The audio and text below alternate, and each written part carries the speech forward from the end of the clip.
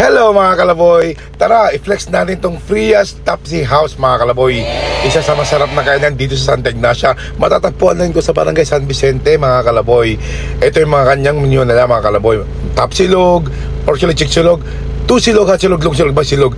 Tara at masaksihan natin ang sarap ng kanilang mga niluluto. At eto na kalaboy, ang order ni Aliyah ay chick silog at ni Amara ay pork silog. So, ito yung kanilang serving mga kalaboy. Siyempre, titikman natin, kakainin natin mga kalaboy. Ito yung kanilang presyo. Affordable price po siya mga kalaboy. So, ito, sarap na lang kainan natin. Tara, halina't kakain na tayo mga kalaboy. O, Amara, ito sa'yo. Sarap na sarap sila mga kalaboy. Tignan nyo, ubos na sila. At eto, yum na yum talaga tignan nyo, sarap na sarap si kalaboy. Good quality ito mga kalaboy. At eto na, yun, naubos na natin. Pero, humahabol pa sa Aliyah. Yan, habol din si Amara. Amara, takay mo, ay kain mo. Ayan. Highly recommended po mga kalaboy ang Frias Tapsilugan.